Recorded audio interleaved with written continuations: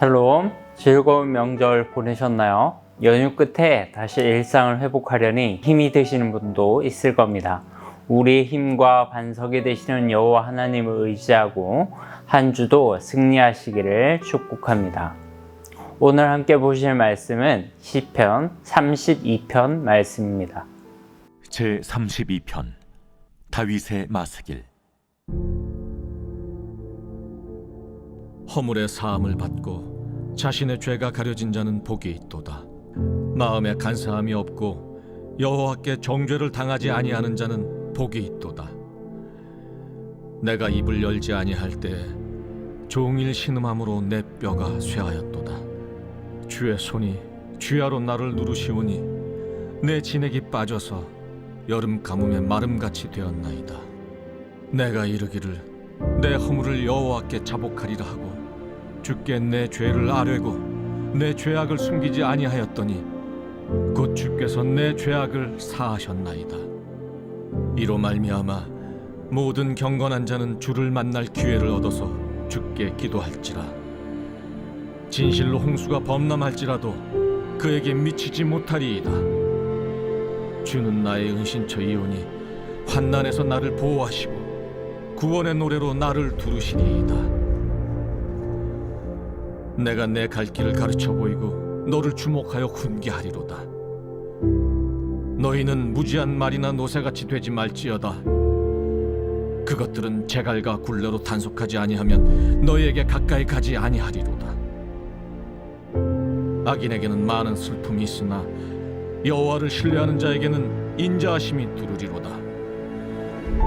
너희 의인들아, 여호와를 기뻐하며 즐거워할지어다. 마음이 정직한 너희들아, 다 즐거이 외칠지어다. 오늘 시편의 표제는 다윗의 마스길이라고 되어 있는데요. 마스길이라는 뜻은 깨우쳐 알게 하다라는 뜻으로 이 시는 일종의 교훈시라고 할 수 있습니다. 자, 그럼 무엇을 가르치려고 하는 걸까요? 네, 하나님은 은혜가 풍성하셔서 죄를 회개하는 자들에게 기꺼이 용서를 베푸신다는 것을 다윗은 성도들에게 말하고 있습니다. 1절과 2절 말씀을 한번 보죠. 허물의 사함을 받고 자신의 죄가 가려진 자는 복이 있도다. 마음에 간사함이 없고 여호와께 정죄를 당하지 아니하는 자는 복이 있도다. 복 있는 사람이라는 것은 성경에 굉장히 많이 등장하는 주제인데요. 오늘 본문에서도 누가 복 있는 사람인지에 대해서 말해주고 있습니다. 그는 죄 사함을 받고 그 죄가 가려진 사람이죠. 마음에 간사함이 없다는 말은 거짓말을 하지 않는다는 말입니다. 다시 말해서 자신의 죄에 대해서 변명하지 않는다는 거죠. 기꺼이 자신의 잘못을 뉘우치는 사람을 말합니다. 그런 자를 하나님께서는 정죄하지 않으시고 오히려 복된 자로 여겨주십니다. 만약 우리가 죄를 회개하지 않고 끝까지 고집을 피운다면 어떻게 될까요? 오늘 시인 다윗은 자신의 경험을 소개해주고 있습니다. 3절과 4절 말씀이에요. 내가 입을 열지 아니할 때 종일 신음함으로 내 뼈가 쇠하였도다. 주의 손이 쥐하로 나를 누르시오니 내 진액이 빠져서 여름 가뭄에 마름같이 되었나이다. 끝까지 죄를 고백하지 않고 자신의 잘못을 인정하지 않았을 때 다윗이 겪었던 것은 종일 신음하는 자신의 모습이었습니다. 양심이 계속 고통을 당하는 것이죠. 우리도 이런 경험은 있지 않습니까? 다른 사람에게 해를 입히고 그것을 모른 채 할 때 우리 마음이 어땠던가요? 그 사람을 볼 때마다 양심의 가책을 받지 않았습니까? 그 사람을 보는 것도 불편한데 그렇다고 내가 먼저 사과하는 것도 자존심 상하고 그렇다 보니 그냥 회피하는 것이죠. 그런데 그것은 문제를 대하는 자세가 아닙니다. 사람의 모든 죄는 근본적으로 하나님 앞에 범한 죄이기 때문입니다.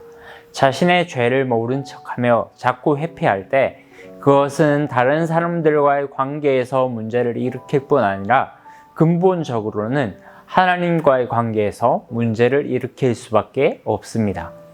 그렇게 했을 때 오늘 다윗은 고백하기를 양심의 가책을 받을 뿐 아니라 결국에는 몸까지 상하게 되었다고 고백합니다. 내 뼈가 쇠하였다라는 말이 그것입니다. 하나님은 당신의 사랑하는 자녀들을 그냥 두지 않으십니다. 잘못을 했을 경우에 회초리를 들어서라도 바른 길을 걷도록 하십니다.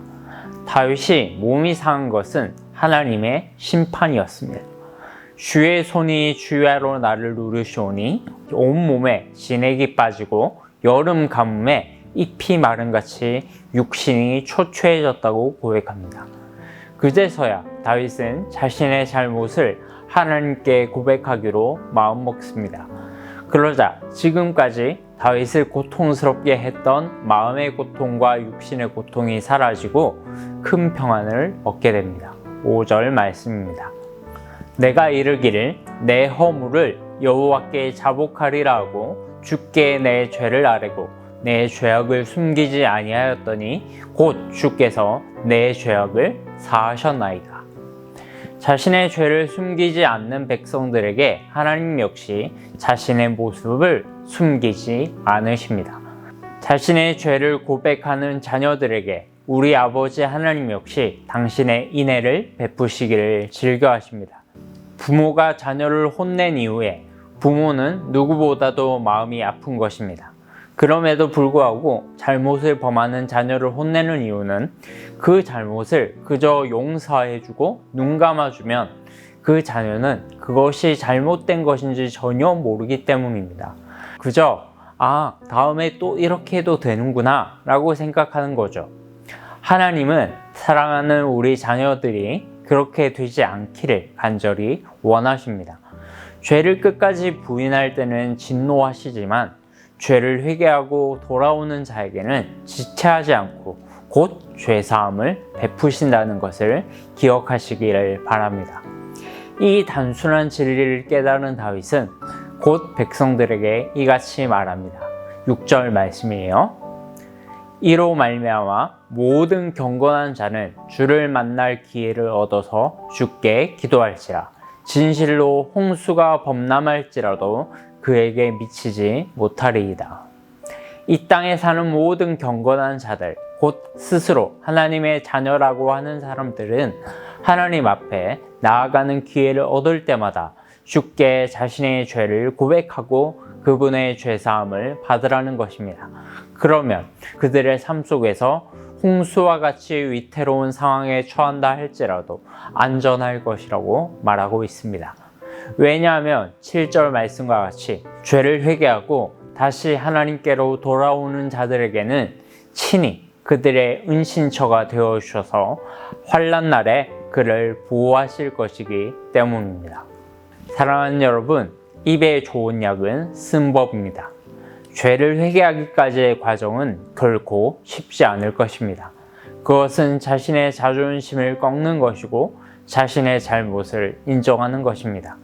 그러나 그렇게 할 때 진정한 평안이 찾아옵니다. 오히려 끝까지 자신의 잘못을 뉘우치지 않을 때 하나님은 진노를 쌓아두십니다. 마지막으로 10절 말씀을 읽고 마치겠습니다. 악인에게는 많은 슬픔이 있으나 여호와를 신뢰하는 자에게는 인자하심이 두르리로다. 사랑하는 여러분, 하나님은 자비롭고 은혜로우시며 노하기를 더디하시는 분이십니다. 그분의 진노는 3, 4대까지 미치지만 그분의 자비는 1000대까지 영원합니다. 하나님 앞에 목을 곧게 하지 마십시오. 그분 앞에는 숨길 것도 거리낄 것도 없습니다. 날마다 하나님 앞에 우리가 죄인이라고 고백하는 것이야말로 그분 안에 영원히 거하는 것임을 기억하고 오늘 하루도 믿음으로 승리하시기를 축복합니다.